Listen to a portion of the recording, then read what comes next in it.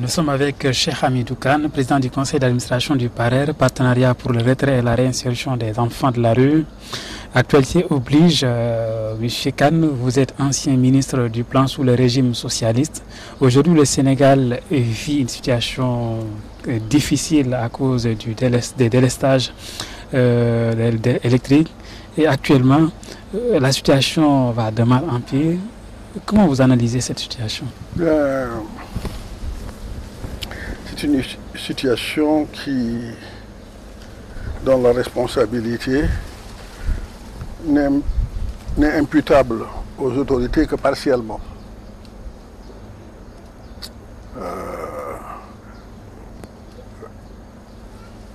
Cette responsabilité, elle est imputable principalement à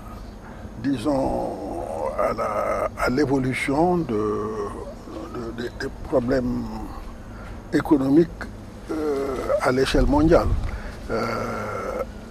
En ce moment-ci, c'est imputable au coût des hydrocarbures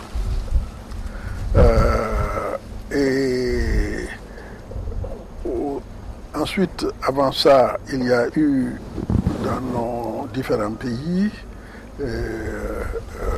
les différents chocs pétroliers qui se sont succédés, n'est-ce pas? Voilà, et donc, d'autre part, pour ce qui concerne l'électricité, le Sénégal est un pays qui, à la différence d'autres pays d'Afrique, ne dispose ni de pétrole, ni de produits pétroliers, et il ne disposait pas non plus d'hydroélectricité, sauf que déjà, du temps du régime socialiste, en association avec les pays de la sous-région, on avait créé l'OMVS. À partir de l'OMVS, on a une partie de fourniture d'électricité. Il y a d'autres sources d'électricité d'origine hydraulique qui peuvent être mobilisées dans les cours d'eau de la sous-région. On est en train de s'en occuper. Mais il y a une bonne part de responsabilité aussi des dirigeants que nous sommes, n'est-ce pas? Sur le parc de production d'électricité qui est vieux et vétuste, qu'on n'a pas renouvelé suffisamment à temps. Et il y a aussi, disons, l'approvisionnement en hydrocarbures de la Sénélec et l'approvisionnement à partir de la SAR. Je rappelle que la SAR a été fondée vers les années 60 par le gouvernement de l'époque, n'est-ce pas? On doit avoir d'ailleurs dans les archives du Paris-Dakar de l'époque les photos où on posait la première pierre de la SAR.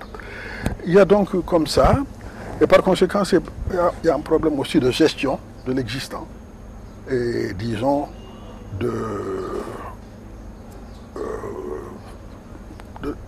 gestion de l'approvisionnement en hydrocarbures pour le Sénégal. Je pense que les gouvernants doivent en effet faire les audits qu'il faut, redresser les erreurs de gestion, au besoin sanctionner les anomalies qui se sont produites. Si on ne le fait pas, aujourd'hui le pays est très handicapé par ce problème. Non seulement tout le secteur productif est handicapé à cause, n'est-ce pas, des délestages et des défaillances, mais cela a des répercussions sur l'emploi, sur les familles, sur la société. C'est une évolution qui est très, très préoccupante. Et partout à Dakar, on note des manifestations à tout azimut. On voit effectivement des chaînes qui brûlent, des pneus qui barrent donc les rues. Vous ne pensez pas que cette situation, si ça continue, ça va mener ce pays vers une situation beaucoup plus catastrophique? Tout à fait, tout à fait.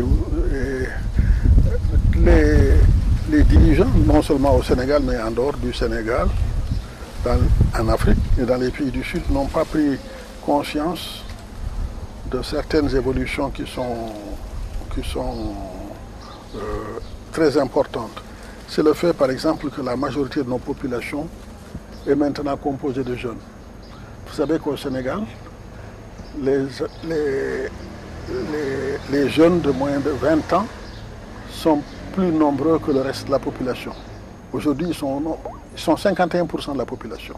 Si vous montez aux jeunes de 25 ans, ils sont 3/4 de la population.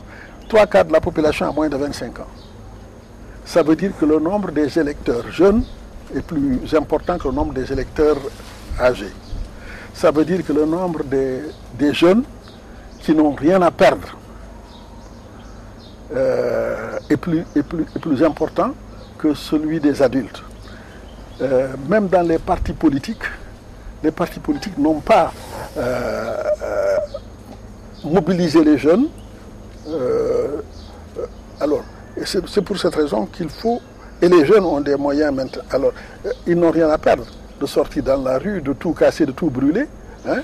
Comme on a vu ça se produire dans des pays comme la Tunisie. Vous avez vu ce qui était à l'origine en Tunisie.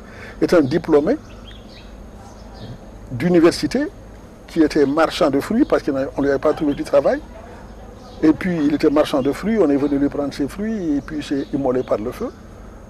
Les jeunes n'ont rien à perdre. Alors je crois que les hommes politiques doivent prendre conscience de cela et prêter attention à ça. Si ils ne règlent pas les problèmes, il va y avoir de la violence. Et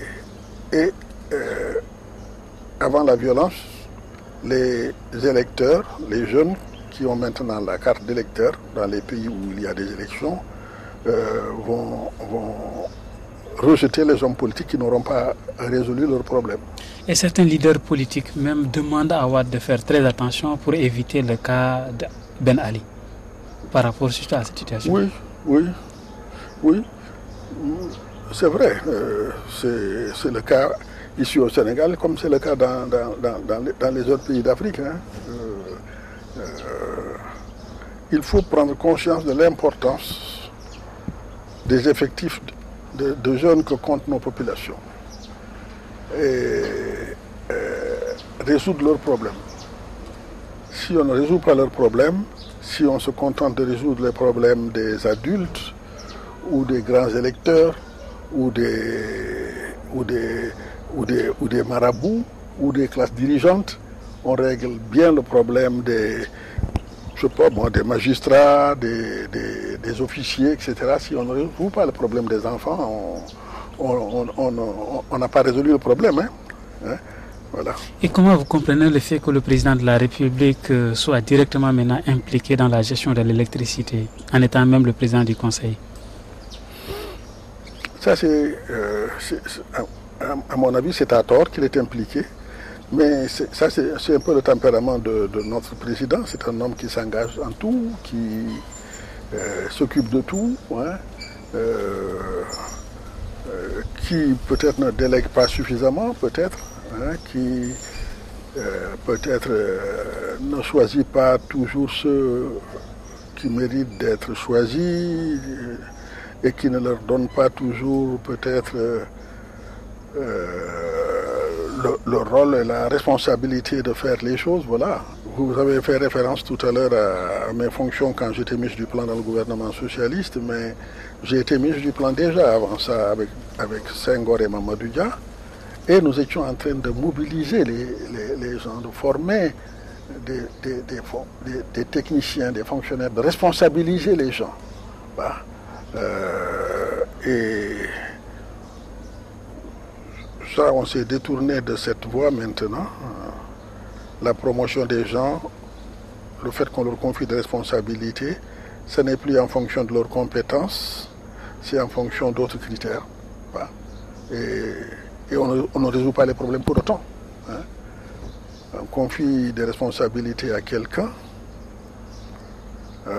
sans s'assurer au préalable ni de sa compétence, ni de son intégrité. Résultat, les choses ne marchent pas. Donc l'élection présidentielle prévue en 2012, c'est presque dans moins de 11 mois. Et on voit que tous les partis politiques, notamment les leaders de partis politiques, s'agitent autour de la question. Et dernièrement, nous avons entendu qu'il y a Talla Sylla même qui a démissionné de la tête du parti, le parti Jëf Jël, puisque pour être en phase avec les recommandations des assises nationales, notamment la charte des assises nationales, qui stipule que le leader de parti ne doit pas être candidat ou ne doit pas être un président de la République. Est-ce que vous ne pensez pas que tous les autres qui prétendent être président de la République, sinon candidats, doivent faire comme Talla Sylla? Je ne suis pas très au fait du détail, n'est-ce pas, de cette nouvelle attitude de Talla Sylla. Je ne veux pas non plus trop m'étendre sur les attitudes, des prises de position des hommes politiques aujourd'hui. Ce que je peux dire, c'est que au cours des assises, nous avons procédé pendant 1 an à un état des lieux de notre pays pour voir quelles sont nos réalisations et quels sont nos échecs depuis que nous sommes indépendants. Pas seulement Abdoulaye Wade, mais Senghor déjà, Abdou Diouf après, et maintenant Abdoulaye Wade depuis 10 ans. Et les assises ont vu ce qu'il fallait faire de bien et ils recommandent de continuer ça, mais ils ont vu ce qui était mauvais et qu'il faut corriger. Je crois que c'est dans ce sens-là que nous allons continuer. Nous, en tout cas, moi, en tout cas, je me suis engagé dans ce sens. Et il faut que les conclusions des assises, on les tire et qu'on aille jusqu'à mettre en œuvre la gouvernance nouvelle à la lumière de la charte de gouvernance démocratique sortie des assises et à la lumière des conclusions des assises que nous allons publier prochainement, aussi bien le rapport que les autres textes qui étaient prévus pour ça et qui ont été, pour la charte de gouvernance, nous l'avons traduite en français, en wolof, en un certain nombre de langues nationales, en arabe, et nous avons aussi des cassettes que nous allons diffuser. De la même manière que nous avions préparé les assises au niveau des départements et au niveau de la diaspora, de la même manière nous allons restituer les assises au niveau populaire dans les mois qui viennent. Et nous pensons que c'est la meilleure voie. Je crois que c'est grâce aux assises, à la manière dont les assises se sont tenues, qu'il y a eu ces résultats des élections locales en 2009. Je crois que si nous restituons les conclusions des assises aussi, elles peuvent réserver, les populations sénégalaises peuvent réserver des surprises aux politiciens qui n'accepteront pas de suivre les voies indiquées par le peuple et par les assises. Et c'était prévu au niveau de la charte que celui qui est à la tête d'un parti ne peut pas être président? Ça, c'est une des conclusions que nous avons tirées de la pratique au Sénégal depuis le début. Senghor n'était pas seulement le président de la République du Sénégal, il était aussi le patron du parti majoritaire. Mamadou Dia était le numéro 2 de l'exécutif, il était aussi le numéro 2 du parti majoritaire. Et c'est cette tenue du pouvoir exécutif et du pouvoir politique entre les mains des mêmes hommes, Senghor et Mamadou Dia, qui était, à mon avis, à l'origine de la crise de 1960, entre autres. Et après Senghor, avant de partir, au lieu de restituer le pouvoir au peuple, il a choisi son successeur, qui était son numéro 2 dans le parti, Abdou Diouf. Hein? Et alors que, normalement, on aurait dû procéder autrement, n'est-ce pas? Et avec Abdoulaye Wade, c'est la même chose. Hein? Il a accumulé le pouvoir entre ses mains, aussi bien en tant que président de la République. Il a pris beaucoup de pouvoirs qui devaient être entre les mains de l'Assemblée, du Sénat, etc., dont il s'est approprié. Et lui et les membres de son parti, voilà. Et ne pensez-vous pas que Talla Sylla, en prenant cette décision, n'est pas en train de montrer la voie? Je ne suis pas sûr que ce soit. Je n'ai pas entendu les justifications que Talla... Ni même je ne comprends pas bien quelle décision il a prise. Mais ce qui a été clairement établi dans les assises, c'est qu'à l'avenir, lorsqu'on mettra en place une gouvernance démocratique, il n'y aura plus de cumul. Un président de la République ne peut plus être chef de parti pendant qu'il est président de la République. Vous le faites avant qu'il soit président, sinon après qu'il soit président, que vous allez peut-être exiger cela? Nous allons exiger ça avant qu'il ne soit président. Tous ceux qui ont signé la charte de gouvernance démocratique s'engagent du même coup,